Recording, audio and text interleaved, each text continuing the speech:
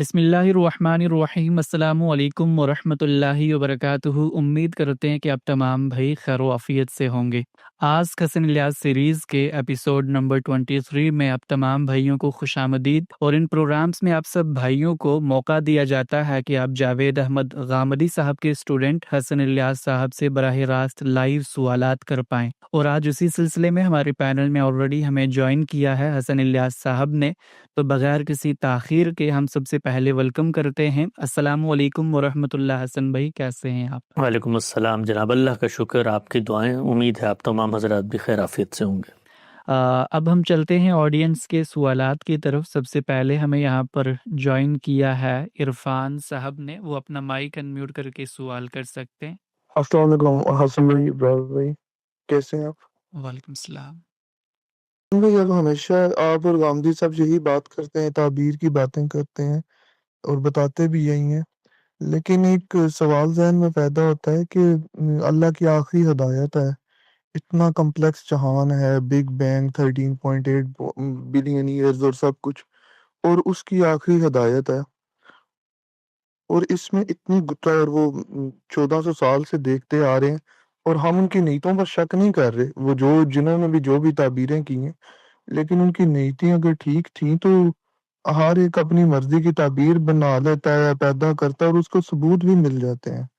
مطلب آپ نے اس کے بہت جگہ پر آنسر بھی دیے ہیں، لیکن ایک اتنا کمپلیکس کریٹر وہ جہان بنانے والے کے لیے اس نے آخری ہدایت میں اتنی گنجائشیں چھوڑ دیں، کیا وہ ایک واضح نہیں تھی ہو سکتی کہ ہم کسی ایک انسانوں کا بنایا ہوا دستور بھی دیکھتے ہیں، اس میں 2 اور 2 4 کی طرح ہدایت لکھی ہوئی ہوتی ہے، واضح ہوتی ہے کہ وہ جج بیٹھتا ہے اور اس کو قانون کو دیکھتے ہوئے فیصلہ کر دیتا ہے چھوٹی سی کتاب میں سے، جبکہ آخری کتاب میں اتنی مبہم ہدایت ہے کہ وہ ہدایت پا لیتا ہے۔ کوئی ایک ہدایت آپ بتائیے جو مبہم ہو، جس سے ہر شخص جو چاہے جیسے کوئی چیز برآمد کر لیتا ہے، ایک ہدایت کو۔ یہ ابھی آپ نے یہ اسی بات پر آپ یہ بچی کی عمر پر ہی کہہ رہے تھے، مطلب ہر ایک شخص یہ مطلب جو بھی مذہبی علماء بھی ہیں وہ بھی اسی کو لے لیں، اسی کو لے لیں، اسی کو لے لیتے ہیں۔ بچی کی عمر کے حوالے سے قرآن مجید نے کہیں پر یہ اشارہ بھی دیا ہو کہ اس چیز کی تعین جو ہے وہ شریعت کا موضوع ہے، اور اس میں ابہام اس نے رکھا ہو، یا لوگوں کو کہا ہو کہ جاؤ تم جا کر مذہبی علماء پروہت یہ طے کریں کہ مثال کے طور پہ انسان نے کیا کھانا ہے، انسان کی عمر کیا ہونی چاہیے، یہ سب چیزیں قرآن مجید کے اندر تو کوئی ابہام نہیں ہے اس بارے میں۔ قرآن مجید نے تو کہیں پر یہ حق ہی نہیں دیا کسی کو کہ وہ اس طرح کا کام کرے، تو قرآن مجید بیچ میں کہاں سے آ گیا؟ بھائی یہ تو میں آپ سے عرض کرتا ہوں، آپ کی الجھن میں سمجھتا ہوں، یہ جو کام ہوتا ہے یہ انسان کرتے ہیں۔ اللہ کا قرآن بالکل واضح ہے، انسان بہت ٹیڑھے ہیں، وہ اس نے خود بتا دیا قرآن مجید میں، وہ اتنے ٹیڑھے ہیں کہ وہ اللہ کی منتخب قوموں میں آنے کے بعد اس کے بھیجے ہوئے پیغمبروں کو قتل کر دیتے ہیں، اتنے ٹیڑھے ہیں انسان، اتنے مسائل ہیں انسان کے۔ یہ مسئلہ قرآن کا نہیں ہے، انسان کا مسئلہ ہے۔ انسان سوء استعمال کرتا ہے، انسان جبلتوں کا اسیر بن جاتا ہے، وہ خواہشات نفس کی پیروی کرتا ہے، اس کے اندر تفوق کی جبلت، برتری کی جبلت، آگے بڑھنے کی جبلت، حرص کی جبلت یہ رکھی گئی ہے۔ تو یا تو پھر آپ انسان کو بھی قرآن کی طرح بنا دیں، پھر امتحان ختم ہو جائے گا۔ قرآن کو بیچ میں بالکل کبھی مت لے کر آئیں۔ قرآن مجید ان سب چیزوں سے اوپر ہے۔ ان میں سے جتنے اختلافات آپ کو نظر آتے ہیں نا، کبھی آپ ان سے پوچھیں یہ اس کی بنیاد کیا ہے؟ اگر قرآن مجید اس کی بنیاد مل جاتی ہے بعض معاملات میں، تو وہاں پر ایک سوال صرف کافی ہے، ایک سوال، اور وہ سوال قرآن مجید کے اوپر سے سارے بوجھ اتار دے گا کہ آپ قرآن سے استدلال کر رہے ہیں نا، قرآن ایک زبان میں ہے، زبان سے استدلال کے یہ مسلمات ہیں، ان کو کوئی شخص نہیں جھٹلا سکتا۔ لفظ جملے کی تالیف سیاق کلام، یہ قرآن ہو یا شیکسپیئر کا کلام ہو، اسی طرح سے سمجھا جائے گا۔ تو وہاں پر کوئی گفتگو نہیں کرے، آپ جیسی گفتگو کریں گے وہ آپ کو بتائیں گے نہیں یہ فلاں روایت میں آیا قرآن کا یہ مطلب ہے، فلاں اثر میں آیا ہے، فلاں پہ اجماع ہے۔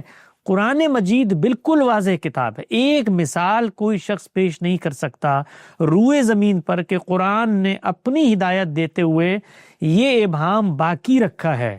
انسان پیدا کرتے ہیں، وہ کیا کرتے ہیں؟ پیدا کرنے کا عمل پہلے باہر ہوتا ہے، پھر قرآن مجید سے اسے ٹانکنے کا عمل ہوتا ہے۔ تو لوگ یہ سمجھتے ہیں کہ یہ تو قرآن مجید میں ابہام پیدا ہو گیا، ہر کوئی جو چاہے وہاں سے رائے نکال کے آ جاتا ہے۔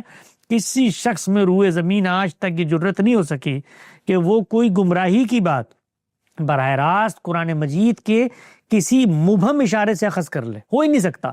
ہر جگہ آپ ایک ایک گمراہیوں کی فہرست بنا لیں آپ، اور اس میں سے جو بھی گمراہی ہے آپ جائیے ذرا ان سے بنا استدلال کا تجزیہ کریں، وہ قرآن مجید کو انہوں نے تبرکاً اس میں کہیں ٹانک دیا ہوگا۔ قرآن کا کوئی تعلق نہیں، نہ قرآن سے کوئی چیز ثابت ہوتی ہے۔ لوگ وحدت الوجود بھی قرآن سے ثابت کر لیتے ہیں، لوگ بارہ ربیع الاول بھی قرآن سے ثابت کر لیتے ہیں، رسالت مآب صلی اللہ علیہ وسلم کے حاضر و ناظر ہونے سے علم غیب بھی قرآن۔ ہر چیز کا جب آپ تجزیہ کریں گے تو پیچھے جو آیت نکلے گی اس کا سادہ ترجمہ پڑھ لیں، ان سے علمی بحث بھی نہ کریں، سر کو پیٹیں گے آپ کہ یار یہ بات تو ہمیں بیان ہی نہیں ہو رہی۔ تو یہ انسانوں کا مسئلہ ہے، اور انسان ہر جگہ یہ مسائل پیدا کرتے ہیں۔ آپ نے آئین کی مثال دی، اگر آئین اتنا واضح انسانوں کا لکھا ہوا ہو تو اس میں اختلاف پیدا نہ ہو۔ یہ ہمارے روز سپریم کورٹ میں اور آئینی عدالتوں میں کیا ہو رہا ہوتا ہے، بھئی ایک ہی تشریح ایک ہی تعبیر ہوتی ہے، اس کو آپ اطلاق میں ڈھال کے بتا رہے ہوتے ہیں۔ تو یہ اختلاف قرآن میں بھی رہے گا۔ یہ کیا اختلاف ہے؟ اطلاق کا اختلاف۔ اصول ہیں، نئی صورتحال پیدا ہوئی اس میں آپ اطلاق کریں گے، اس میں کوئی بھام نہیں ہوتا، اس میں انسان کا سعی و جہد ہوتا ہے، یہ چیز اس کو انسان بناتی ہے۔ ورنہ تو ہم سب سپاٹ بن کر بیٹھ جائیں کہ قرآن نے ہدایت دے دی، بھائی حالات بدل رہے ہیں، تغیرات آ رہے ہیں، اصولی ہدایت دی ہے تو ہم اس کا اطلاق کرتے چلے جائیں، وہ اس میں غلطی بھی کریں گے۔ وہ غلطی میری غلطی ہے، کیوں ہوتی ہے؟ قلت علم سے، قلت تدبر سے۔ قرآن نے پرنسپل دے دی اور معاملوں میں کوئی اطلاقی ہدایت دی نہیں ہے۔ تو اس طرح سے اگر آپ ان چیزوں کو سمجھیں اور ایشو بیسڈ چیزوں کو اٹھائیں اور اس کا پھر تجزیہ کریں، اسائنمنٹ بیسڈ تحلیل کریں، تو آپ پر میری بات واضح ہوگی۔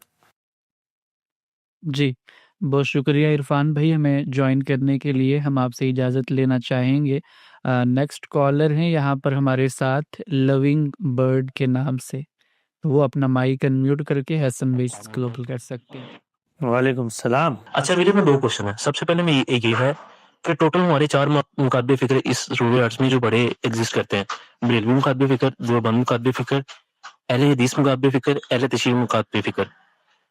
یہ سب مکاتب فکر 4 اماموں کو مانتے ہیں، یا اسے 4 اماموں کی تقلید کرتے ہیں۔ یہ 4 امام جو ہمارے اسپیشلسٹ ہیں دین کے، جس طرح ڈاکٹر ایک فیلڈ ہے، اس ڈاکٹر کی فیلڈ کے بعد ایک اسپیشلسٹ بنتا ہے بندہ کسی بھی فیلڈ کے اندر، جیسے ڈاکٹر سرجن ہوگا یا ایسے ہو گیا۔ اس طرح ہماری یہ 4 امام ہیں جو اسپیشلسٹ ہے، ٹھیک ہے؟ کیا ان کی تقلید کرنا لازمی ہے؟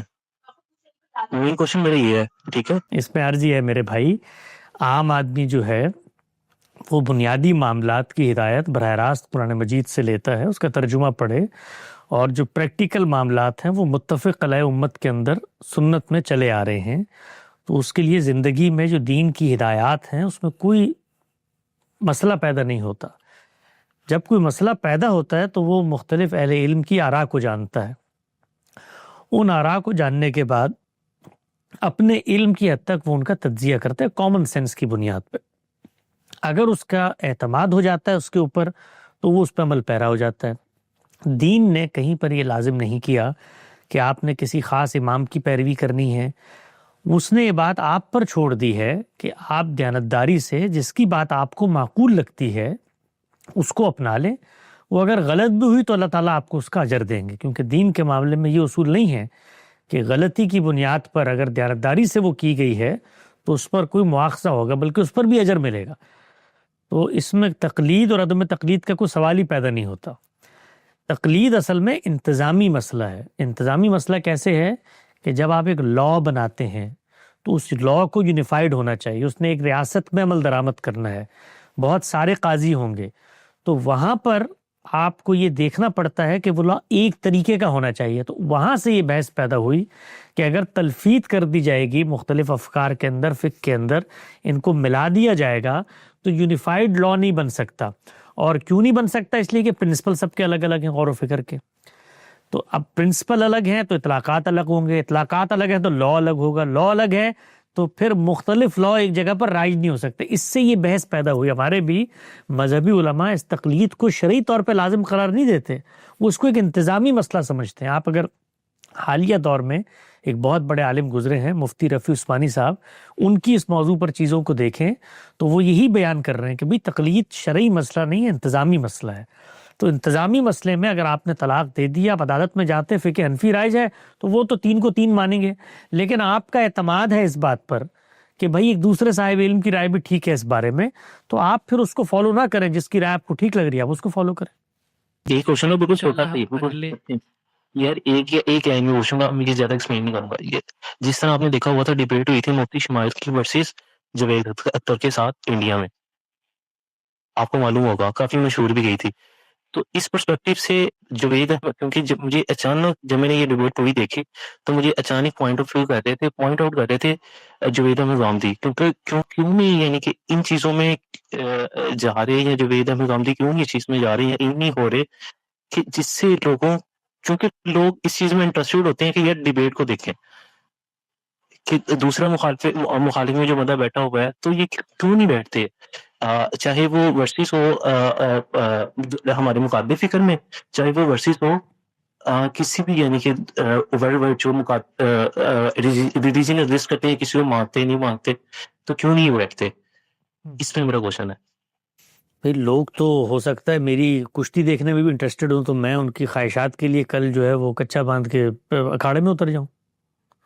تو لوگوں کے انٹرسٹ کی بنیاد پہ تو ہم نے فیصلے نہیں کرنے ہوتے نا کہ لوگوں کا انٹرسٹ کس میں ہے. ہم تو اپنی بات کریں گے اپنے اصول پر، اپنے قاعدے پر، اپنے ضابطے پر، اپنے اخلاقی ویلیو سسٹم اور تصور کے اندر. یہ جو مناظرے مباحثے ہیں اس کو ہم ٹھیک نہیں سمجھتے. اس کی وجہ ہم نے بیان کی ہے کہ اس کے نتیجے میں ایک منافرت کی فضا پیدا ہوتی ہے. علمی تبادلہ خیال ہر جگہ ہونا چاہیے، لیکن ڈیبیٹ کرنا، مناظرے کرنا، ایگریسولی اس طرح سے تالیاں پیٹنا، اس کو ہم ٹھیک نہیں سمجھتے. تو لوگوں کے انٹرسٹ کو سامنے رکھ کر کبھی کوئی کام نہیں کرنا چاہیے. ہمیشہ یہ دیکھنا چاہیے کہ آپ کے لحاظ سے جو اخلاقی اقدار پر مبنی بہترین طریقہ ہے دین کی دعوت کا وہ کرنا چاہیے. اس کو ہم اپنا رہے ہیں. اگر اس میں انٹرسٹ پیدا نہیں ہوتا تو جہاں انٹرسٹ پیدا ہوتا ہے وہ کام کریں جا کے. جی بہت شکریہ. ہم آپ سے اجازت لینا چاہیں گے. نیکسٹ کالر ہے یہاں پر حارث بھائی، وہ اپنا مائک انمیوٹ کر کے سوال کر سکتے ہیں. السلام علیکم، آواز آ رہی ہے میری؟ جی سن رہے ہیں. جی جی حسن میں کیا آنے طبیعت سے ٹھیک ہے؟ اللہ کا شکر بھائی، دعائیں آپ کی عنایت.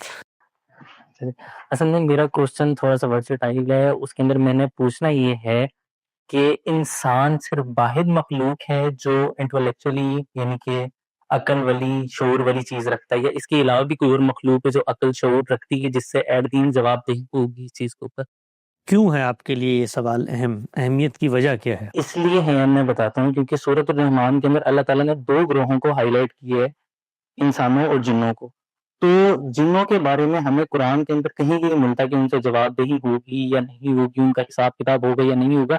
لیکن جو پرسپیکٹو ہمارے یہ اسلام کے لیے ہے کہ جنوں اور انسانوں نے ہی ایٹ دی اینڈ جواب دہ ہونا جا کے اپنے اعمال کا. یہ کیسے معلوم ہوا آپ کو کہ اللہ تعالیٰ نے یہ کہا ہے کہ جنوں کا کوئی حساب کتاب نہیں ہوگا؟ وہی کہہ رہا ہوں نا، قرآن کے اندر کہیں ملتا نہیں نا. نہیں، قرآن کے اندر یہ چیز یوں نہیں لکھی ہوئی کہ جنوں کے ساتھ حساب کتاب کا معاملہ کیا ہوگا، جنوں کے اندر پیغمبر آتے ہیں ان کے ساتھ وحی کا سلسلہ کیسے ہوتا ہے، جن کہاں رہیں گے کہاں نہیں رہیں گے، یہ تفصیلات وہاں درج نہیں ہے. لیکن اس سے نتیجہ کیسے نکال لیا کہ جنوں کے ساتھ حساب و کتاب کا کوئی معاملہ نہیں ہوگا؟ جس کو اللہ نے شعور دیا ہے، ارادہ دیا ہے، قرآن مجید تو بتاتا ہے وہ ایک مخلوق ہے، وہ ایک مخلوق ہیں. ان کے اندر بھی شیاطین ہیں، ان کے اندر بھی نیک لوگ ہیں، ان کے اندر بلکہ ان کی ایک جماعت نے خود ہمارے پیغمبر کی بات سن لی تو وہ موجود ہیں. اس کی تفصیلات وہاں پر نہیں ہیں. تو اگر تفصیلات وہاں نہ ہوں تو اس سے میں نتیجہ کیسے برآمد کروں؟ تفصیلات وہاں کیوں نہیں؟ اس لیے کہ قرآن مخاطب ہم سے ہے، ان کا ذکر بھی. جی کہہ رہا تھا کہ قرآن مخاطب صرف ہم سے ہے، کیونکہ قرآن تو پھر ورسٹائل نہیں ہے کہ سب کے لیے نہیں تھا. جنہوں نے اس کے اوپر عمل کر کے جواب دہی ہونا، جیسے وہ جنوں کی جماعت کا آپ نے ذکر کیا کہ انہوں نے سن کے اسلام قبول کر لیا، تو کیا باقی جو جن تھے انہوں نے کوئی اور چیز سن کے اسلام قبول کیا قرآن کے علاوہ، یا ان کے پاس کیا سورس ہے؟ قرآن مجید کی ہدایت کے 2 پہلو ہیں، ایک الحکمہ ہے، ایک الکتاب ہے. الحکمہ تو متعین ہے کہ بھئی اس کے اندر بنیادی اخلاقیات ہیں، ایمان کی چیزیں ہیں، اس پر سب نے عمل درآمد کرنا ہے. جو الکتاب ہے، قانون، وہ تو انسانوں کے احوال سے متعلق ہے. تو قرآن کا وہ حصہ جو ان کے امتحان سے متعلق ہوگا، انہیں ہمیں نہیں پتہ ان کے احوال کیا ہیں، ان کیا کیا شادیاں ہوتی ہیں، بچے ہوتے ہیں، ان کو بھی عدت گزارنی پڑتی ہے. تو وہ معاملات جو ان کے ساتھ متعین نہیں ہیں ان پر ان کو عمل درآمد نہیں کرنا ہوگا. تو جو اللہ کی ہدایات ان سے متعلق ہوتی ہیں، اور اللہ کی ہدایات کی جو بنیاد ہے وہ تو ایک ہے کہ بھئی شرک نہیں کرنا، آپ نے اللہ کو ماننا ہے، اس کی عبادت کرنی ہے، اسی کی پرستش کرنی ہے، اسی کی نظر کرنی ہے، وہ تو یکساں ہوں گی ہر جگہ پہ، اس میں کوئی تبدیلی احوال کی رعایت سے نہیں ہو سکتی. تو قرآن مجید اگر ان کو قرآن ہی دیا گیا ہے اس طرح، اگرچہ قرآن نے اس کی کوئی صراحت نہیں کی اور نہ ہمیں یہ بتایا ہے کہ اس طرح کے معاملات پر تم اپنی عقل دوڑا کر طے کرو، ان کے ساتھ ہدایت کا کیا معاملہ ہے، کیسے ان کے یہاں ہدایت پہنچتی ہے، پیغمبر آتے ہیں، اس میں سے کوئی بھی چیز ہمیں قرآن نے نہیں بتائی۔ جب نہیں بتائی تو ہم اپنے عقل کے گھوڑے کیوں دوڑائیں اس میں کہ ہم اسی کتاب کا ان کو پابند کریں، کیونکہ یہ کتاب تو انسانوں کے احوال سے متعلق ہے نا۔ جی حارث بھائی، ہم آپ سے اجازت لینا چاہیں گے۔ امید ہے کہ آپ کا حسن بھائی کا جواب واضح ہے۔ نیکسٹ کالر یہاں پر ہیں ناصر بٹ صاحب، وہ اپنا مائک انمیوٹ کر کے سوال کر سکتے ہیں۔ ہیلو، السلام علیکم حسن بھائی۔ وعلیکم السلام۔ جی سر، میرا سوال جو ہے نا پاکستان کے معاشرے کے پوائنٹ آف ویو سے ہے۔ میرا سوال یہ ہے کہ پاکستان میں لوور مڈل کلاس جو فیملی ہیں جن کی سیلری غالباً 40-50 ہزار روپیہ ہوتی ہے، اس میں ایک والد ہے جس کے 2 بیٹے اور 4 بیٹیاں ہیں، اس کا ایک چھوٹا سا مکان ہے جس کا ٹوٹل مطلب کہہ لیں 20 لاکھ کا ہوگا، لیکن اسی مکان کو اب اس کے بیٹے جو ہیں اپنا ساری کمائی کرتے ہیں باپ کے ساتھ مل کے، اور وہ مکان 40-50 لاکھ کا بن جاتا ہے، لیکن اس میں سارا کنٹریبیوشن اب وہ بیٹوں کا دیا، باپ کا پرانا مکان تھا ایسا ہی۔ اب مسئلہ یہ ہے کہ ہمارے معاشرے میں ایٹ دی اینڈ جو ہے وہ جو مکان بیچتے ہیں، اگر وہ مکان چھوٹا پڑ گیا، اب 2 بیٹوں کو بڑا بڑا مکان چاہیے، وہ اس کو بیچ کے ایک نیا مکان لینا چاہتے ہیں۔ تو اب ہوتا کیا ہے کہ ہمارے معاشرے میں جو بہنیں ہیں 4 ماشاءاللہ، وہ بھی پھر وہ حصہ جو ہے نا مانگتی ہیں سارا یہ معاملات میں، جبکہ اس مکان میں اگر 20 لاکھ وہ والد صاحب کا تھا تو ظاہر ہے اس میں 40-50 لاکھ جو ہے وہ مطلب 2 بیٹوں کا شامل ہو چکا ہے۔ تو اس کنڈیشنز میں شریعت کی روح سے تو وہ کہتے ہیں کہ جب باپ کی جائیداد ہے، کیونکہ وہ باپ کے نام پہ رجسٹری، سب سے بڑا مسئلہ یہ ہے کہ باپ کے نام پہ رجسٹری ہوتی ہے۔ تو اب میرا سوال یہ ہے کہ اس طرح کے تناظر میں ہمارے معاشرے میں جبکہ وہ 2 بھائی جو ہیں اب ان کے پاس کچھ اور ہے بھی نہیں، اور دوسری چیز ہے کہ آپ کو پتہ ہے ہمارے معاشرے میں وہ بہنوں کی شادیاں سارا کچھ اخراجات تو صرف باپ نہیں وہ بھائی سب کچھ مل ملا کے کرتے ہیں۔ تو کہیں بھی ذرا اس کے بارے میں تھوڑا بتائیں کہ اب اس معاملے میں کیا واقعی بہنوں کو جو ہے اس کے کرنا چاہیے، اپنا ڈیمانڈ کرنا چاہیے اس کا حصہ وہاں سے۔ Thank you very much. جی بہت شکریہ بھائی، یہ اس طرح کے تنازعات بہت سارے سامنے آتے رہتے ہیں میرے، اور پاکستان سے ہندوستان سے بالخصوص اس نوعیت کے جیسا ہمارا کلچر اور فیملی سسٹم ہے، اس میں جو صحیح طریقہ ہے نا وہ یہ ہے کہ جو کنٹریبیوشن آپ کرتے ہیں وہ لکھوا لیں والد صاحب کی زندگی میں۔ یہ مشکل کام ہوتا ہے اس وقت کیونکہ رشتے ایسے نازک ہوتے ہیں، لیکن جو نتیجہ نکلتا ہے وہ سب نازک رشتے بار کے آخر میں سڑک پہ آ کے لڑ رہے ہوتے ہیں۔ تو جو کام بعد میں ہونا ہے وہ پہلے کیوں نہ ہو جائے، یعنی پہلے مرحلے میں ہی والد صاحب کے سامنے یہ بات واضح، کیونکہ بھائی ہیں 4 بھائی ہیں، ان میں سے ایک ظاہری بات ہے زیادہ کما رہا ہوگا، باقی کم کما رہے ہوں گے، تو جو زیادہ کما رہا ہوگا جوائنٹ فیملی سسٹم ہے وہ گھر میں لگاتا رہے گا۔ اب اس کی شادیاں ہو جائیں گی، بچوں کی شادیاں ہو جائیں گی، بھائیوں کی شادیاں ہو جائیں گی، ان کی بیویاں آئیں گی، وہ مطالبہ کریں گی گھر بیچو، تو بڑا بھائی کہے گا بھی میں نے تو پوری زندگی اسی گھر میں پیسے لگائے ہیں، مجھے پتا ہوتا تو میں کو اپنا چھوٹا سا گھر بنا لیتا۔ تو یہ کام اس کو پھر پہلے کر دینا چاہیے تھا، یعنی یا تو وہ شروع میں والد صاحب سے کہتا جی کہ ہم یہاں پر نہیں رہتے، ہمارے بچے بڑے ہو رہے ہیں یا ابھی میں نے شادیاں کرنی ہیں، ہم اپنی الگ سے جگہ بناتے ہیں، کوئی چھوٹا سا 1-2 کمرے کا مکان لے کر۔ مجھے تو یہ لگتا ہے بھائی اب تک میں نے جتنے اس طرح کے تنازعات دیکھے نا، اس میں جو ہو گیا وہ تو ہو گیا، اس کا حل تو اب عدالت میں ہی ہوگا، اس لیے کہ اگر کوئی چیز لکھوائی نہیں ہے تو وہ تو والد کی میراث ہے، جائیداد ہے، وہ سب میں تقسیم ہوگی شریعت کے اصولوں کے مطابق۔ لیکن جو لوگ یہ بات سن رہے ہیں مستقبل میں کرنا چاہتے ہیں، میری تجویز ان کو یہ ہے کہ بجائے ایک ہی گھر میں اپنی ساری جمع پونجی کمائی لگانے کے، قریب میں کچھ جگہ لے لیں، ایک کمرہ لے لیں، ایک مکان لے لیں، ایک گھر لے لیں، چاہے جھونپڑی ہو، چھوٹی سی جگہ ہو، اپنی لے لیں، اور روز والد کے پاس جائیں، ان کی خدمت کریں، لیکن اپنی جگہ پہ رہیں، کیونکہ کل کلاں بھائی بڑے ہوں گے، وہ لازماً گھر بیچنے کی بات کریں گے، ان کی بیویاں آئیں گی، اور ہو سکتا ہے بھائی نہ چاہ رہے ان کی بیویاں بچے چاہ رہے ہوں، پھر بچے بڑے ہوتے ہیں تو جگہ نہیں بچتی، پھر آپ وہی گھر میں جو ایک کمرہ آپ نے مہمانوں کے لیے بنایا ہوتا ہے، بڑا بھائی کہتا ہے یہ میری بیٹی کا کمرہ ہو جائے، تو تنازعات پیدا ہوتے ہیں۔ تو اس کا سب سے بہتر اور آسان حل یہ ہے کہ شروع میں ہی معاملات کو طے کر لیں، اور اگر آپ نے اسی گھر میں کنٹریبیوٹ کرنا ہے تو پھر والد سے لکھوائیں کہ یہ وہ رقم ہے جو بطور قرض کے امانت کے آپ نے دی ہے، اور یہ جب حصہ تقسیم ہوگا تو یہ پہلے ادا کی جائے گی، اور پھر اس کے بعد باقی لوگوں میں مناسب طریقے سے آپ تقسیم کریں۔ جی بہت شکریہ حسن بھائی۔ ناصر بٹ صاحب ہم آپ سے اجازت لینا چاہیں گے۔ نیکسٹ کالر ہمارے ساتھ یہاں پر محمد شریف بھائی، وہ اپنا مائک انمیوٹ کر کے سوال کر سکتے ہیں۔ السلام علیکم وعلیکم السلام۔ حسن بھائی، کیا حال ہے آپ کے؟ اللہ کا شکر بھائی، دعائیں۔ میں پہلی دفعہ مطلب اس طرح کسی سے بات کر رہا ہوں، ہمیشہ تو آپ کے ویڈیوز ہی دیکھیں تو تھوڑا نروس فیل کر رہا ہوں، تو اس کے لیے سوری۔ نہیں کوئی ایسی بات۔ حسن بھائی، میرا سوال یہ ہے کہ ہم نے ہمیشہ سے بچپن سے یہ سنتے آئے ہیں، علی بھائی کو بھی دیکھتے ہیں تو ان کے منہ سے بھی سنا ہے، غامدی صاحب کو بھی دیکھا ہے ان سے بھی یہ سنا ہے کہ اعمال کا دار و معیار جو ہے وہ نیت کے اوپر ہوتا ہے۔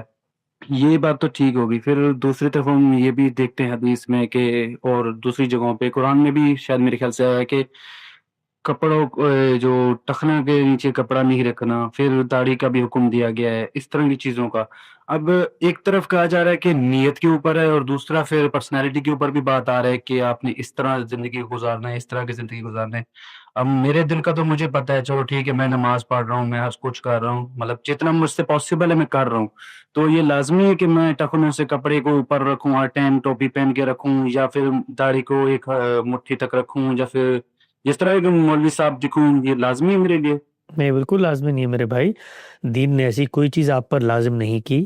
جب بھی آپ کو کوئی دین کی نسبت سے کوئی بات بتائے تو 2-4 منٹ کی تحقیق ہے، کوئی لمبا چوڑا اس کے لیے آپ کو پی ایچ ڈی نہیں کرنی ہوتی۔ آپ یہ ان سے پوچھیں کہ یہ کہاں پر آئی ہے دین میں، تو وہ بتائیں گے کہ فلاں حدیث میں آئی ہے کہ جس کے ٹخنوں سے نیچے اس کی تہبند یا شلوار ہوگی وہ جہنم میں جائے گا۔ تو اب آپ کے ذہن میں تردد پیدا ہوا تو کسی صاحب علم جو متبادل ہے اس کی اس پہ رائے سن لیں، آپ پر بات واضح ہو جائے گی۔ ایسی کوئی ہدایت نہیں دی گئی۔ سیدنا ابوبکر نے خود رسالت مآب صلی اللہ علیہ وسلم کے سامنے، عرب کے اندر کیا تھا، ہر عہد کے اندر آپ کو آج بھی نظر آتے ہیں نا، بہت سارے لوگ ہیں یہ ٹک ٹاک پہ بعض بیٹھے ہوتے ہیں، صرف اپنی شیخی بکھار رہے ہوتے ہیں، اور انہوں نے بڑی بڑی چینیں پہنی ہوتی ہیں، ہاتھ میں چابیاں پکڑی ہوتی ہیں گاڑیوں کی۔ اس کی وجہ کیا ہوتی ہے؟ ایک یہ جو ڈالا کلچر ہے، پیچھے گارڈ اور یہ ریلیں بن رہی ہیں، یہ ہوتا تھا دھونس جمانے کے لیے، روب جمانے کے لیے۔ دین یہ کہتا ہے کہ اپنے آپ کو پاکیزہ کرو، اور پاکیزگی کا پہلا مظہر کیا ہے؟ عاجزی۔ تکبر اور پاکیزگی ایک جگہ جمع نہیں ہو سکتے۔ جب تکبر آتا ہے تو اصل میں آپ لوگوں کی حق تلفی کرتے ہیں۔ کیسے؟ آپ ان کو حقیر جانتے ہیں، آپ ان کو کمتر جانتے ہیں، تو یہ ان کی حق تلفی ہے۔ تو تکبر سے دین روکتا ہے، اتنی شدت سے روکتا ہے کہ اس نے کہا کہ اونٹ سوئی کے ناکے میں داخل ہو جائے گا، تکبر کرنے والا جنت میں داخل نہیں ہوگا۔ تو تکبر کے مظاہر جو ہوتے ہیں، مظاہر سے مراد جو اس کی مینیفیسٹیشنز ہیں، جو اس کے نارمز پیدا ہو رہے ہوتے ہیں، ان کو بھی ایک صاحب علم روکے گا، پیغمبر بھی روکتے ہیں۔ تو عرب کے اندر کیا ہوتا تھا کہ جو قبائل کے سردار تھے وہ بڑی تہبندیں باندھتے تھے، اور پھر ان کے کپڑے پیچھے رگڑتے ہوئے آ رہے ہوتے تھے۔ تو اس کو دیکھ کر کہا کہ یہ تکبر کی غرض سے جو یہ کام کر رہے ہیں یہ جہنم میں جائیں گے۔ تو وہاں پر بھی نیت ہی زیر بحث ہے۔ تو سیدنا ابوبکر نے اسی موقع پہ کہا، یا رسول اللہ میری تہبند تو ٹھہرتی نہیں ہے، یہ نیچے چلی جاتی ہے کبھی کبھی ٹخنوں سے۔ تو آپ نے فرمایا معاذ اللہ تم کوئی تکبر کرنے والوں میں سے ہو۔ تو خود روایت کو آپ پڑھیں تو اس میں بتایا گیا ہے، خیلاء کہتے تھے ان کو، یہ جو کام کرتے تھے متکبر۔ درمیان میں روکنے کے لیے سوری، ایک منٹ برابر بھائی، مطلب اس بات یہ لے سکتے ہیں کہ اب نارمل شلوار قمیض وغیرہ ہم پہنتے ہیں، ٹخنوں سے کپڑا نیچے جاتا ہے۔ اب یہاں پہ تو اگر مسجد میں چلے جائے تو قاری صاحب کے اکارڈنگ، اب آپ شاید یہ نہ بولتے ہوں، سوشل میڈیا نہ بولتے ہوں، لیکن یہ یہاں پہ نارمل ہے کہ کہتے ہیں کہ نماز نہیں ہوگا آپ کا، یعنی ہو سکتا ہے کپڑا اگر نیچے ہو وغیرہ، یہ عام زندگی میں ہم گزار سکتے ہیں؟ ہاں لازمی اوپر بالکل گزار سکتے ہیں۔ مسجد میں قاری صاحب کے شر سے بچنے کے لیے اگر تھوڑا آپ اوپر بھی کر لیں تو اللہ تعالیٰ آپ کو اجر دے دے گا، تاکہ وہ آپ سے کوئی مسئلہ نہ پیدا کریں۔ لیکن اس کا کوئی تعلق نہیں ہے نماز ہونے یا نہ ہونے سے، اور اس طرح کے معاملات میں کسی کی سنا بھی مت کریں، جو آپ کے دل میں آتا ہے وہی کریں۔ گھر پہ پڑھنی ہے اس طرح سے پڑھیں، مسجد میں آپ نے اپنے طریقے سے پڑھنی ہے۔ ہم بھی شروع میں اسی طرح سے، میری تو حالت یہ تھی ایک زمانے میں کہ میرے والد صاحب نے مجھے کہا کہ اب اس کو کہیں لے کے نہیں جانا، اس نے جو اپنی حالت بنا لی ہے، یعنی وہ تو ٹخنے تھے، میں نے پنڈلیوں تک اپنی شلوار کر لی تھی کہ بھئی میں تو اور زیادہ، اور پھر اس میں ہوتا ہے کہ اہمیت حق جاگتی ہے، اچھا لوگ اس وجہ سے نفرت کر رہے ہیں مجھ سے، تو چلو میں دین کی خاطر یہ بھی کرتا ہوں۔ تو یہ غیر معقولیت پیدا ہو جاتی ہے۔ پھر جب عقل آئی تو چیزیں ٹھیک کرنی شروع کر دیں۔ پھر مدرسے میں پڑھتے ہوئے بھی ہم یہ کرتے تھے، پھر بحثیں کرتے تھے، تو اس میں کوئی ڈرنے ورنے کی بات نہیں ہے۔ دنیا میں اسی طریقے سے آدمی اپنے بل پہ جیتا ہے۔ تو مولوی صاحب اگر کہتے ہیں ان کو کہنے دیں، کوئی مسئلہ نہیں، آپ اپنے طریقے سے نماز پڑھیں۔ سوری، لیکن داڑھی کے ریلیٹڈ میں بات کیا تھا۔ داڑھی کی پہ ہماری گفتگو موجود ہے، گوگل کر لیں۔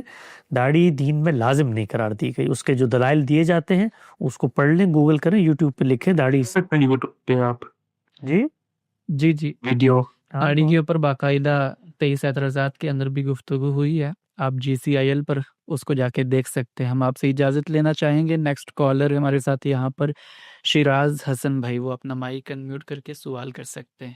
السلام علیکم ورحمۃ وعلیکم اللہ۔ السلام ورحمۃ اللہ وبرکاتہ۔ کہاں سے بات کر رہے ہیں؟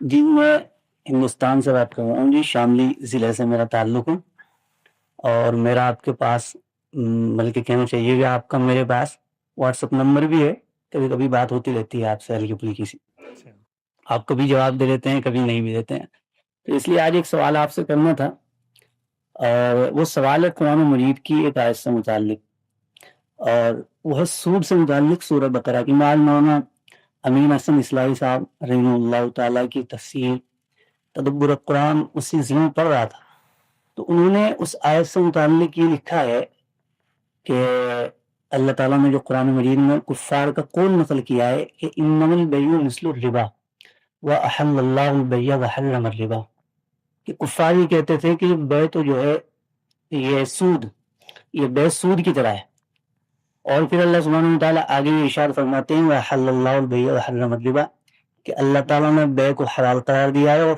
ربا کو حرام قرار دیا ہے۔ تو بعض علماء فرماتے ہیں کہ یہ جو احل اللہ البیع وحرم الربا ہے، یہ کفار کی بات کا جواب ہے۔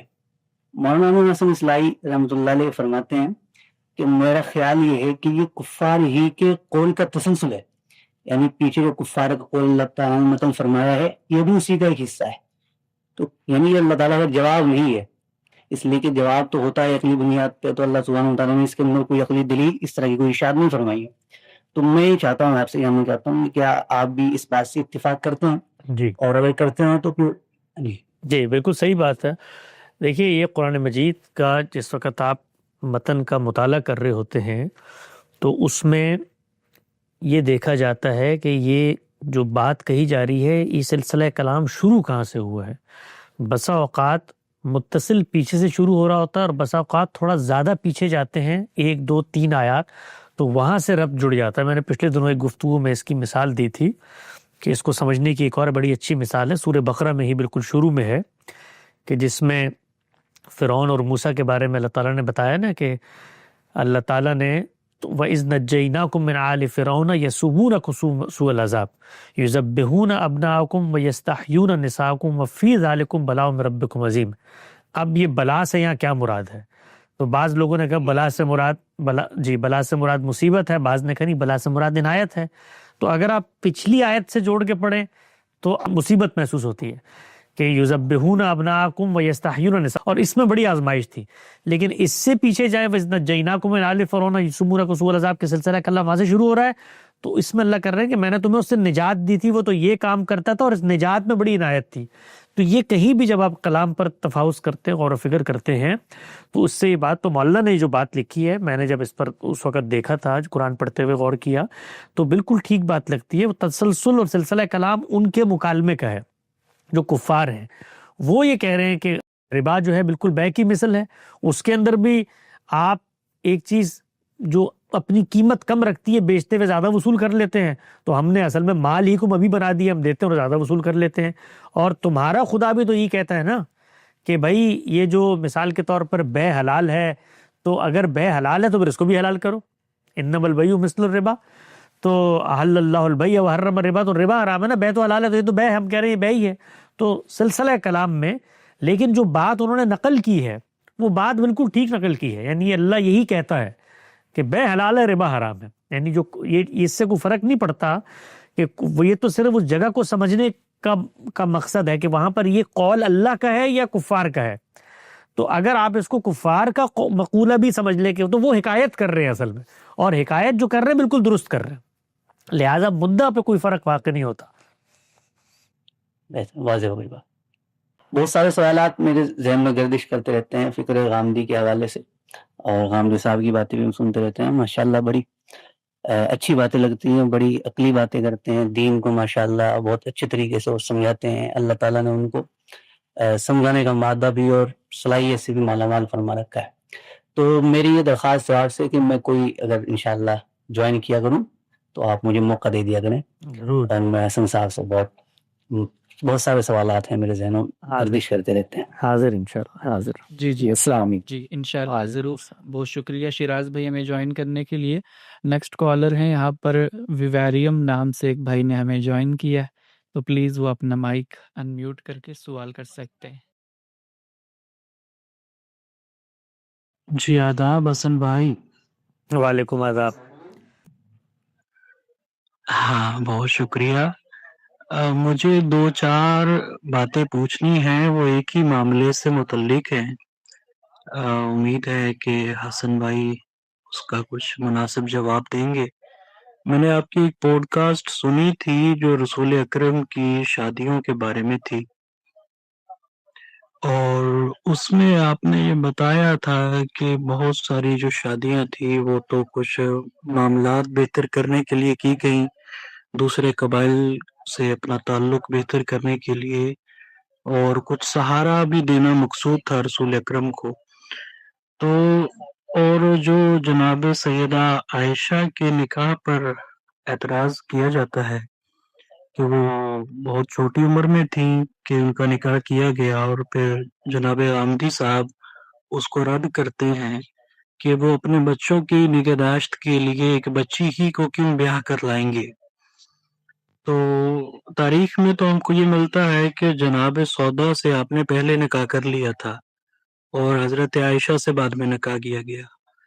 تو حضرت سودا سے جب نکاح کر لیا تو پھر تو نگہداشت کرنے والی تو آ گئی، تو پھر یہ تو غیر اہم محسوس ہوتا ہے کہ عائشہ سے بھی نکاح کیا گیا.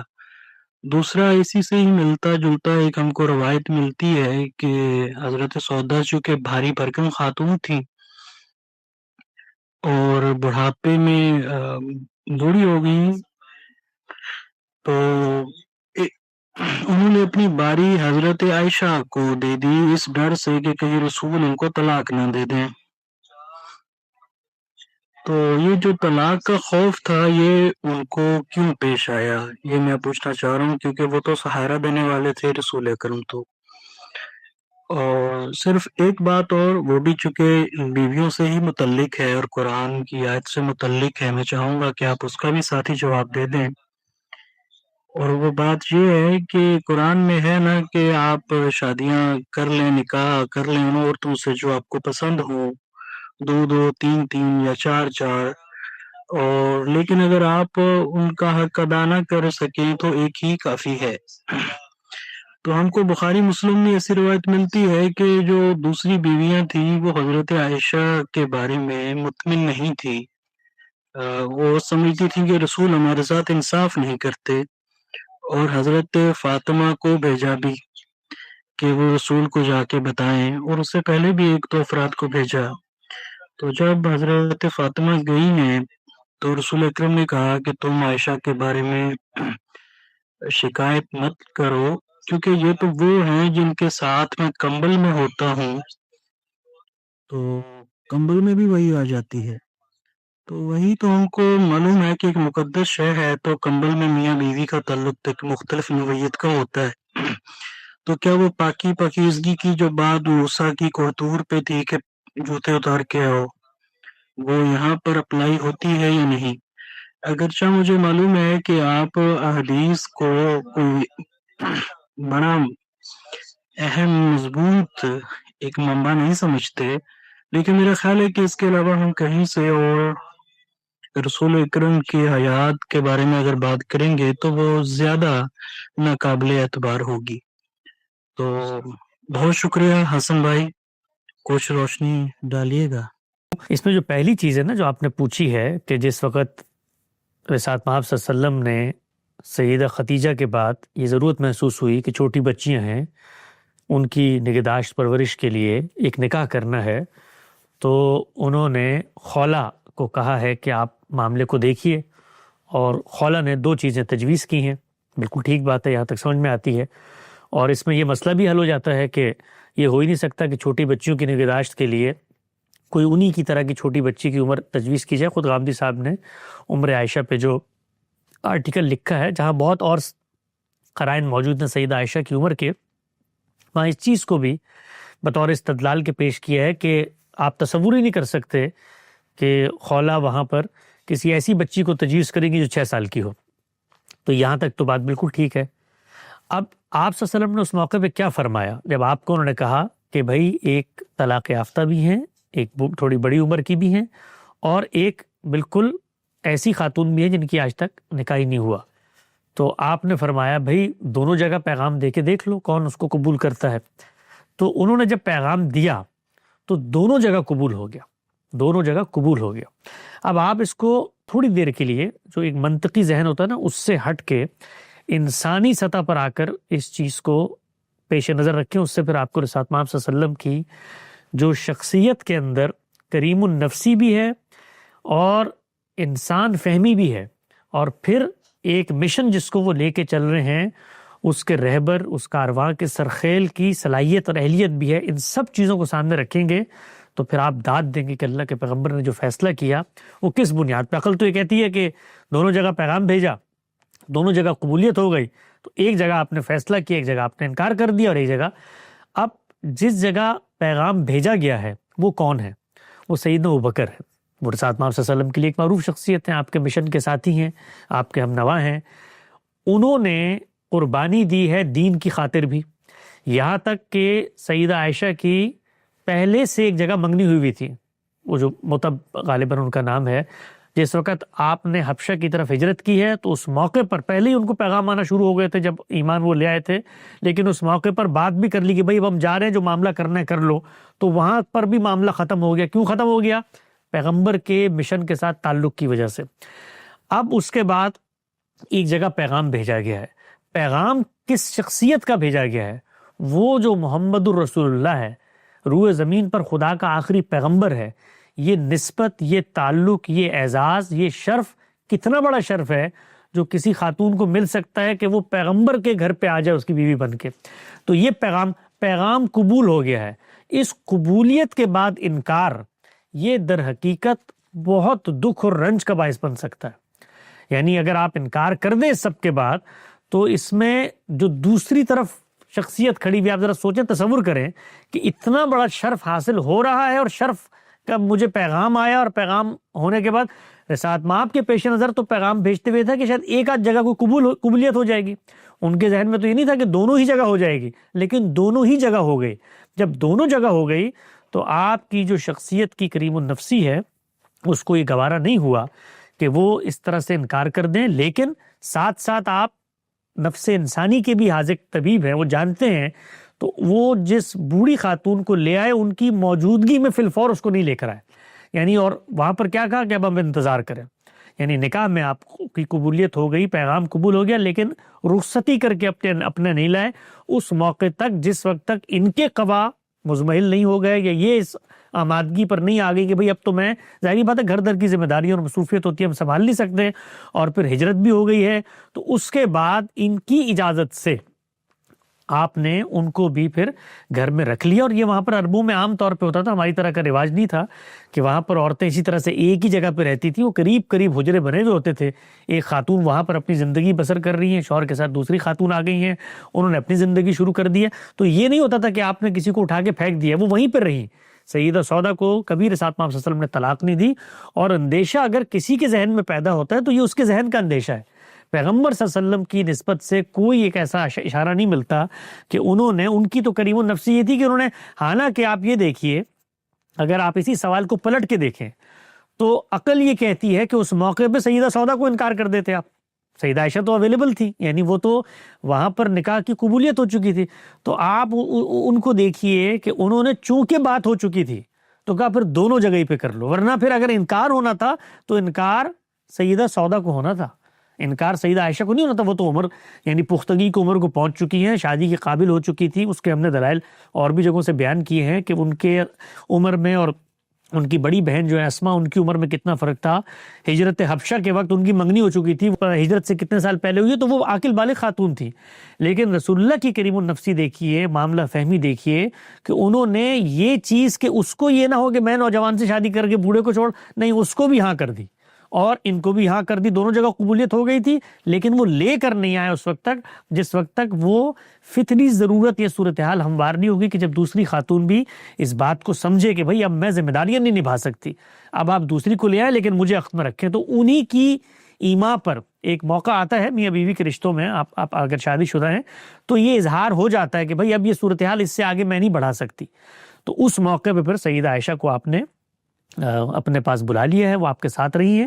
تو اس میں مجھے تو اللہ کے پیغمبر کی ایک بڑی شخصیت کے سنہرے پہلو نظر آتے ہیں. اس کے اندر کوئی بھی چیز ایسی نہیں ہے جو ادنا ذریعے میں بھی کوئی قابل تنقید ہو, یا آپ صلی اللہ علیہ وسلم کی زندگی یا آپ کی کوئی خواہشات کی پیروی, اس کا کوئی اشارہ بھی اس میں آپ خالص سیکولر جگہ پر بھی تجزیہ کریں تو آپ اس میں داد دینے کے قابل سمجھیں گے. یہ پہلی بات. دوسری چیز یہ ہے کہ جس وقت آپ نے فرمایا تھا کہ قرآن مجید نے کہا ہے کہ بھئی آپ نے ضرورت کے تحت بھی اگر نکاح کرنے ہیں تو اس میں آپ نے انصاف کرنا ہے, تو پیغمبر پر اگرچہ رسول اللہ صلی اللہ علیہ وسلم پر دینی ضرورت کے پیش نظر اللہ تعالیٰ کی طرف سے نکاح مختلف وہ آپ نے کیے ہیں. تو وہ کیا آپ نے فرمایا کہ بعض روایتیں ملتی ہیں جن میں عورتوں کے اس طرح کے شکوے ہیں, اس سے تو انصاف نہیں, انصاف نہ ہونا یہ بالکل الگ بات ہے. اور 2 بیویوں یا 3 بیویوں کے درمیان کوئی شکوہ پیدا ہو جانا یہ بالکل الگ بات ہے. رسالت محمد صلی اللہ علیہ وسلم کی کسی زوجہ نے آج تک جتنا ذخیرہ تاریخ ہے, لٹریچر, آپ نے ایک بات ہماری نسبت سے فرمائی, ہم اس کو شاید اتنی اہمیت نہیں دیتے, ہم سے زیادہ اہمیت روئے زمین پہ حدیث کو کوئی دیتا ہی نہیں ہے, اس لیے کہ ہم اس کو قرآن مجید کی شرح و وضاحت, تفہیم و تبیین سمجھتے ہیں, اور رسالت محمد صلی اللہ علیہ وسلم کا علم سمجھتے ہیں, اور تمام علوم کا سرچشمہ سمجھتے ہیں. اس لیے حدیث ہمارے ہاں قرآن و سنت پر جب غور و فکر کرتے ہیں تو پیغمبر کے علم و عمل کی روایت کو سب سے پہلے دیکھا جاتا ہے, تو اس کی بہت غیر معمولی اہمیت ہے. تو اس کو جب آپ پڑھتے ہیں, کسی ایک بیوی نے بھی کبھی کوئی ایک ادنا سی چیز بھی ایسی نہیں آئی جس میں کہا کہ رسول اللہ نے ہمارے ساتھ انصاف نہیں کیا. اس مشقت آمیز ذمہ داری پر جو دین نے ان کے اوپر ڈال دی تھی کہ اتنی بڑی تعداد میں اب خواتین کی داد درسی ہونی ہے, وہ آپ کے عقد میں آنی ہے, آپ کے پاس رہنی ہے, تب بھی آپ نے چیزوں کو اتنی خوش اسلوبی سے مینج کیا کہ انصاف نہ ہونے کا کسی نے کوئی شکوہ نہیں کیا. جو شکوے شکایت سامنے آئے وہ انسانی سطح کے, اور انسانی سطح پر آپ کا ایک انس, ایک طبیعت میں میلان, ایک قربت, وہ بچوں میں پیدا ہو جاتی ہے, ایک سے وہ بیویوں میں پیدا ہو جاتی ہے. تو اس میں جو چیزیں آتی ہیں وہ فطرت کا ظہور ہوتی ہے. اس کو اس پہ معمول نہ کریں کہ رسول اللہ کی دیگر بیگمات کو یہ اعتراض تھا کہ آپ انصاف نہیں کر رہے, اور آپ کو قرآن کی ہدایت کے مطابق ایک کو اپنا آپ نے سب سے انصاف کیا, ہر جگہ آپ انصاف کرتے تھے, ہر بیوی کے پاس جاتے تھے, اس کے تقاضے پورے کرتے تھے. البتہ یہ ٹھیک ہے کہ ایک کے ساتھ انسیت کا معاملہ زیادہ نظر آتا تھا, تو اسی کے مختلف مظاہر جو ہیں وہ نظر آتے ہیں. یہ جو آپ نے مثال پیش کی, زبان سے ذرا تھوڑا سا ادبی زبان سے عدم آشنائی کے نتیجے میں کہ کمبل میں اور پاکیزگی اور یہ تور وور, یہ سب چیزیں آپ نے گڑمٹ کر دی. سمپل سی بات ہے کہ میرا اس کے ساتھ ایک قربت کا تعلق ہے. ایسے کیسے تم لوگ یہ تصور کرتے ہو کہ میں مثال کے طور پہ چیزوں کے معاملے میں اتنا تغافل میں چلا گیا ہوں. تو اس کو آپ سے نے بیان کیا ایک موقع پہ, تو اس پس منظر میں چیزوں کو سمجھیں. جی بہت شکریہ حسن بھائی. ہم آپ سے اجازت لینا چاہیں گے. ویویریم کے نام سے جو بھائی آئے تھے, نیکسٹ کالر ہمارے ساتھ یہاں پر محمد ارشد صاحب, وہ اپنا مائک انمیوٹ کر کے سوال کر سکتے ہیں. وعلیکم السلام ورحمۃ اللہ. سلام. آپ کی آپ کو السلام اور حسن الیاس بھائی کو میری طرف سے السلام علیکم. جی وعلیکم السلام.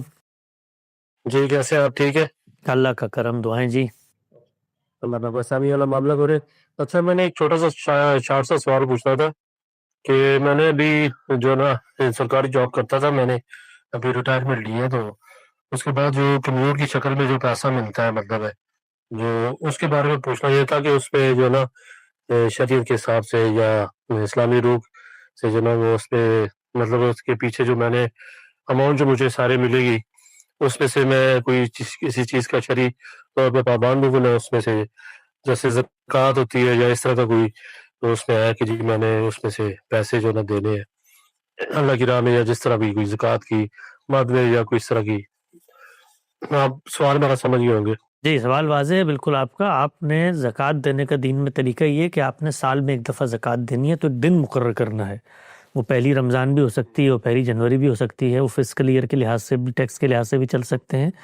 اس دن آپ کے پاس جو بچت کی رقم ہے اس میں جو ذاتی استعمال کی چیزیں ہیں ان کو نکال کر، زیورات ذاتی استعمال کے، بیوی کو اس کو نکال کے، گھر گاڑی ذاتی استعمال کر اس کو نکال کر، کوئی بچوں کی فیس کے لیے چیزیں الگ کر کے رکھی ہوئی ہیں، یا بیٹی کی شادی کے لیے کوئی زیور رکھا، وہ سب ذاتی استعمال میں آ جاتا ہے. اس کو الگ کر کر جو بچت کی رقم ہے اس پہ 2.5% زکوٰۃ دی جائے گی. تو اگر وہ دن آ رہا ہے اور پیسے بھی آ رہے ہیں تو 2.5% زکوٰۃ ہوگی. لیکن اگر آپ اس پیسے کو کہیں صرف کر لیتے ہیں، اپنا گھر بنا لیتے ہیں، تو پھر وہ قابل زکوٰۃ نہیں رہتا، وہ ذاتی استعمال کی چیزوں میں آ جاتا. جی بہت شکریہ حسن بھائی. نیکسٹ کالر کی طرف چلتے ہیں. اشفاق صاحب، وہ اپنا مائک انمیوٹ کر کے سوال کر سکتے ہیں. جی السلام علیکم حسن بھائی. وعلیکم السلام. جی میں جاوید احمد غامدی صاحب کی فکر کو سمجھنے کی کوشش کر رہا ہوں، تو اس میں کچھ میرے ڈاؤٹس ہیں تو میں کلیئر کرنا چاہتا ہوں. جیسے جو انڈیپینڈنٹ سورس آف دین ہے وہ ایک قرآن ہے اور دوسرا سنت جو ہم تک نسل در نسل پہنچا ہے. تو جب ہم سنت کو دیکھتے ہیں تو ایک ٹائم پہ تو جو ہمارے 4 امام ہیں، امت میں ہر شخص ایک ٹائم پہ کسی نہ کسی امام کی تقلید کرنے لگا تھا. تو جب ہم نیچے آئیں گے تو نسل در نسل جو پہنچی ہے تو وہ ان امام کی انٹرپریٹیشن نیچے پہنچی ہوگی. جیسے اگر امام شافعی کے ماننے والے گھر میں جائیں گے تو ان کے نزدیک تو نسل در نسل یہ پہنچی ہوگی کہ عورت کو چھونے سے وضو ٹوٹ جاتی ہے. وہیں دوسرے امام کے پاس جائیں گے تو کچھ اور. تو ہمیں کیسے پتہ چلے گا کہ جو نبی علیہ السلام کی سنت ہے وہ کون سی ہے؟ یہ جو لوگ آج بھی شوافے کہیں پائے جاتے ہوں گے دنیا میں کہ نہیں پائے جاتے ہے نا، پورا مشرق بعید، ہاں پورا مشرق بعید شوافے ہیں. یہاں پر ہمارے اس خطے میں، بر صغیر میں، ترکی میں، اس پورے ماوراء النہر میں حنفی ہیں. تو کسی ایک حنفی عالم کا ہاتھ پکڑیں، ان سے پوچھیں کہ یہ جو اختلاف ہے، امام شافعی کے نزدیک ہاتھ لگانے سے وضو ٹوٹ جاتا ہے اور آپ کے نزدیک نہیں ٹوٹتا، یہ سنت سے منتقل ہوا ہے؟ کبھی کسی عالم سے پوچھ لیں آپ، وہ آپ کو جواب دے دیں گے اس کا. یعنی جو غلط فہمی آپ کے یہاں پیدا ہو رہی ہے کہ لوگ، دنیا اتنی بیوقوف ہے کہ وہ پہلی چیز تو یہ مقدمہ غلط ہے کہ 4 امام پیدا ہوئے اور پوری امت نے ان کی تقلید شروع کر دی. کس نے کہا ہے آپ کو؟ یعنی ابن تیمیہ بیچ میں کھڑے ہوئے ہیں، وہ تو ان میں سے کسی کی تقلید کے قائل نہیں ہیں. خود یہ جتنے امام ہیں ان کے دور کے اندر سینکڑوں کی تعداد میں علماء موجود ہیں. خود امام ابو حنیفہ کے دور میں موجود ہیں، وہ سفیان ثوری موجود ہیں، اور بے شمار موجود ہیں، ان کے اپنے حلقے ہیں. یہ تو بھائی بہت بعد میں جا کر، جس وقت کوئی اقتدار حاصل ہوا ہے، اس میں اسٹیٹ لا بنایا گیا ہے، اسٹیٹ لا کے لیے کسی ایک فقہ کا انتخاب کیا گیا، اس سے ان کا شیوع ہو گیا اور وہاں سے یہ بحثیں پیدا ہوئی ہیں. انتظامی قانون بنایا جائے گا تو پھر ایک یونیفائڈ لا ہوگا تو اس لا کی پیروی ہونی چاہیے، وہاں سے تقلید کا تصور پیدا ہوا ہے. اسلام میں کبھی بھی افراد کی تقلید کا کوئی تصور کبھی نہیں رہا، نہ ان میں سے کسی شخص نے دعوت دی، نہ ان کی فکر کے علماء نے کبھی کسی شخص نے دعوت دی کہ آپ نے، تو پوری فقہ کی کتابیں بھری ہوئی ہیں، اس میں تو ہر مسئلہ جو امام شافعی کا آتا ہے اس کی دلیل بیان کی جاتی ہے کہ اس لیے، اور خلاف الحناف لکھا ہوتا ہے کہ حناف سے مختلف. تو سنت کا کوئی تعلق ہی نہیں ہے اس سے. خود شافعی جب سنت بیان کرتے ہیں تو وہ یہ بیان کرتے ہیں کہ سنت یہ ہے کہ عورت کو ہاتھ لگانے سے وضو ٹوٹ جاتا ہے. وہ خود بیان کرتے ہیں سنت کی نقل القافہ عن القافہ ہوتی ہے، جیل الجیل ہوتی ہے، عوام کو منتقل کرتے ہیں. اس کی مثال دیتے ہیں جیسے نماز، روزہ، حج اور زکوٰۃ وغیرہ. تو وہ ان کے تو کوئی شائبہ بھی نہیں ہے، کوئی تصور بھی نہیں ہے. تو یہ عام سا آدمی آج اٹھ کے، مطلب اٹھے اور اٹھ کے کہے یار یہ تو سب اماموں کی پیروی، لہٰذا جو وہ کہیں گے سنت ہو جائے گی. ایسا تھوڑی ہے بھائی. امت کی ایک علمی روایت ہے، اس کے اندر غور و فکر ہو رہا ہے. ان لوگوں نے کبھی اپنی تقلید پہ کسی کو آمادہ نہیں کیا، دین کو الگ کر کے بیان کیا، اجتہاد کو الگ کر کے بیان کیا. کہیں گڑبڑ بھی ہو جاتی ہے فقہ کے اندر، لیکن کوئی شخص آج تک یہ نہیں کہتا کہ وہ ہمیشہ یہ بات کہیں گے کہ بھئی ہم نے یہ سمجھا ہے. سمجھ کے پیچھے کوئی رسالت پاک صلی اللہ علیہ وسلم کا ارشاد ہو سکتا ہے، کوئی صحابہ کا اثر ہو سکتا ہے، کوئی اجماعی دلیل ہو سکتی ہے، کوئی عمل اہل مدینہ، 10 چیزیں ہو سکتی ہیں. لیکن یہ کوئی غلط فہمی کبھی کسی نے پیدا نہیں کی کہ تو سنت سے منتقل ہو رہا. جی واضح ہو گیا. السلام علیکم. بہت شکریہ. نیکسٹ کالر ہمارے ساتھ یہاں پر اسٹوڈنٹ آف علم کے نام سے، وہ اپنا سوال کر سکتے ہیں. السلام علیکم استاد. وعلیکم السلام. بھائی میں استاد نہیں ہوں، میں شاگرد ہوں، طالب علم ہوں. ہمارے نزدیک تو استاد ہی ہماری حیثیت میں. سوال میرا مسئلہ تقدیر سے ہے. اس کو ایک مثال سے واضح کرتا ہوں. میں میرے ایک رشتے دار تھے، ان کے آپ میڈیکل ڈسیشن کہہ لیں یا کوتاہی کہہ لیں یا اوور لک کہہ لیں، اس کی وجہ سے ان کے ایک چھوٹے ڈاٹر کی جان چلی گئی تھی. تو اس کا ایک بوجھ ہے ان کے دل پہ اور ایک ریمورس ہے کہ ایک کاش وہ کچھ اور فیصلہ کرتے. تو اس سے یہ کیسے سمجھے کہ وہ اللہ کا فیصلہ تھا یا ان کی کوئی غلطی تھی؟ اس کو تقدیر سے کیسے ہم سمجھ سکتے ہیں؟ بھائی ہر چیز میں ہماری بھی غلطی ہوتی ہے، اللہ کے فیصلے بھی شامل ہوتے ہیں، لیکن غلطی کی انٹینسٹی اتنی ہے کہ اس سے کسی کی جان چلی جائے، یہ طے کرنا ہمارا کام نہیں ہے. ہمیں اپنی غلطی کی تلافی کرنی چاہیے ہے، تلافی کے جو اسباب امکانات موجود ہیں ان کو اپنانا چاہیے، آئندہ احتیاط کرنی چاہیے. لیکن غلطی کا نتیجہ اتنا بھیانک نکلے گا یہ ہمارے ہاتھ میں بسا اوقات نہیں ہوتا. اب مثال کے طور پہ پائلٹ کی چھوٹی سی غفلت ہوتی ہے، کوئی ایک بٹن آن کرنا وہ بھول جاتا ہے. ابھی ہندوستان میں جو احمد آباد کے اندر حادثہ ہوا اس کی جو رپورٹ سامنے آئی، معلوم یہ ہوا کہ ایک بٹن ذرا تھوڑی تاخیر سے اوپر نیچے کیا گیا، تو اب وہ غلطی تو ہوئی لیکن اس کے نتیجے میں 200-250 لوگوں کی جان چلی گئی. تو اب غلطی اس نوعیت کی تھی کہ جان بھی جانی چاہیے تھی اور اس کے سر پہ یہ ہے. تو یہ فیصلہ بہت مشکل ہے کہ ہم یہ کریں کہ بھائی یہ ہوا ہی اس کے نتیجے میں، وہ غلطی تھی، وہ غلطی کا بسا اوقات بہت بھیانک نتیجہ نکل آتا ہے. تو نتائج اللہ کی اسکیم کے تحت نکلتے ہیں. ہمیں جو کام کرنا ہے وہ غلطی کا ازالہ کرنا ہے اگر ہمارے دائرے اختیار میں. اس بحث میں آپ چاہیں گے کبھی فیصلہ نہیں کر سکیں گے، کیونکہ غلطی اور نتیجے میں بسا اوقات کوئی آپ کہتے ہیں تعلق نہیں ہوتا. آپ دیکھیں گاڑی چلاتے ہوئے کبھی کوئی چیز نیچے گر گئی، آپ نے اٹھانے کے لیے ہاتھ نیچے کیا، ایک لمحے کی چوک ہوئی اور حادثہ ہو گیا، ہو سکتا ہے بیسوں گاڑی تباہ ہو جائے اس کے نتیجے میں. تو ان میں ان کی کیا غلطی تھی، اس کے نتیجے میں قسمت میں کیا لکھا تھا، یہ بحث ہمارے دائرہ علم سے باہر کی بحث ہے. جی بہت شکریہ حسن بھائی. نیکسٹ کالر ہمارے ساتھ یہاں پر عرفان بھائی، وہ اپنا مائک ان کا خیال انمیوٹ ہی ہے، وہ سوال کر سکتے ہیں. السلام علیکم سر. وعلیکم السلام. اچھا سر جی، ہمارے اسلام میں عصر کی نماز میں 2 ٹائمنگ کیوں ہے؟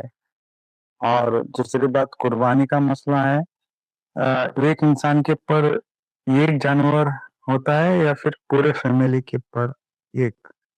تھینک یو ویری مچ. عصر کی نماز کی تعین میں جو اختلاف آپ کو نظر آتا ہے اس کو آپ سمجھ لیں کہ وہ کیا اختلاف ہے. نماز کس وقت پڑھنی ہے، ان کے جو اسماء ہیں، جو نام ہے، یہی ان کے اوقات اور ٹائمنگز بھی ہیں.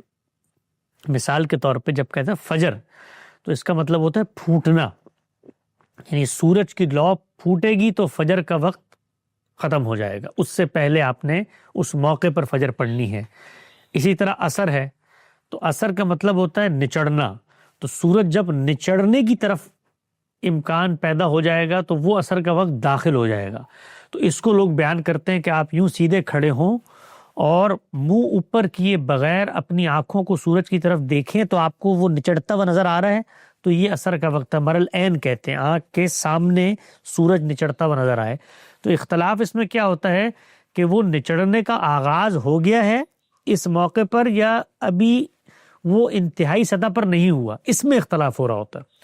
یعنی اس پہ کسی کو اختلاف نہیں کہ عصر کا وقت سورج کے نچڑنے کا وقت ہے، فجر کا وقت لو پھوٹنے کا وقت ہے، تو اس پہ کوئی اختلاف. لیکن وہ کب ہوگا تو اس پہ پھر ہمارے فقہا میں اختلاف ہوا. اس کا سب سے اچھا طریقہ یہ ہے کہ موجودہ دور میں سائنسی لحاظ سے آپ یہ طے کر لیں اور اوقات کا ایک کیلنڈر بنا دیں کہ اس وقت سائنس سے بتا دیے کہ سورج کے نچڑنے کے وقت کا آغاز ہو گیا.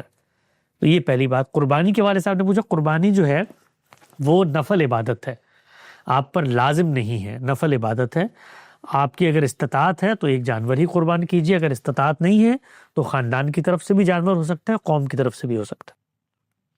جی بہت شکریہ حسن بھائی. تو آخر میں حسن بھائی میں چاہوں گا کہ آپ ابھی جو ریسنٹ ڈیولپمنٹس ہوئی ہیں افغانستان کے اندر، کہ جب سے انہوں نے طالبان نے افغانستان کا ٹیک اوور کیا تھا تو اس کے بعد انہوں نے ابھی حال ہی میں کرمنل پینل کوڈ اپنا جاری کیا ہے، جس میں بہت سی چیزیں ایسی ہیں جن پر ڈسکشن کی جا سکتی ہے، لیکن جو چیز آج کل کنٹروورشل ہے، جس پر سب مذہبی حلقہ اس کے اوپر اپنی رائے دے رہا ہے، وہ یہ ہے کہ جو کرمنل سزائیں انہوں نے اناؤنس کی ہیں تو اس کو سوسائٹی کے لیول کے اوپر بائیفرکیٹ کر دیا ہے. یعنی کہ مذہبی علماء کی سزائیں مختلف ہیں، سیاستدانوں کی مختلف ہیں، مڈل کلاس کی مختلف ہیں، اور جو لوور کلاس ہے سوسائٹی کی اس کے لیے مختلف سزائیں ہیں.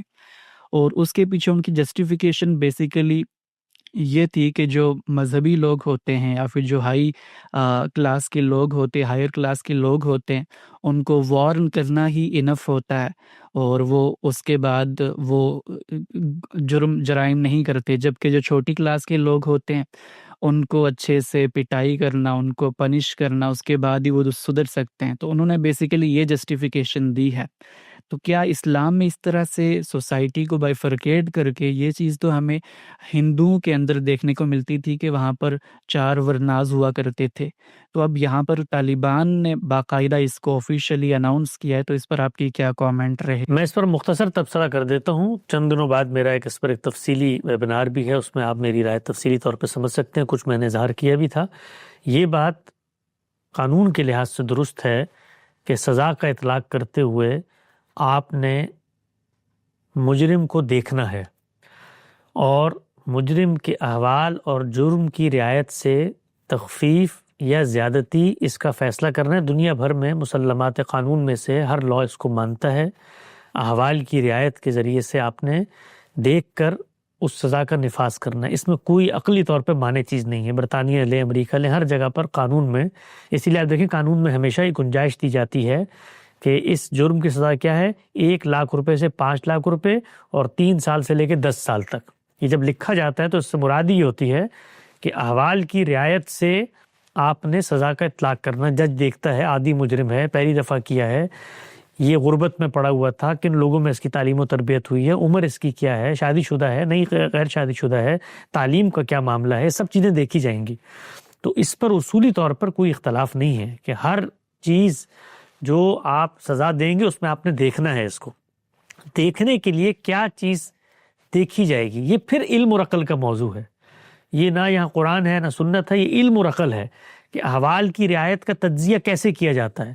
تو اس کو غامدی صاحب نے بیان کیا کہ 2 ہی چیزیں ہیں، ایک جرم کی نوعیت اور دوسرا مجرم کے حالات۔ نوعیت جرم کیا ہے، یعنی کھیت میں گزرتے ہوئے کہیں بوری پڑی تھی آلووں کی، وہ چرا لی ہے یا نقب لگا کے بینک میں ڈاکہ ڈالا ہے، یہ جرم کی نوعیت ہے۔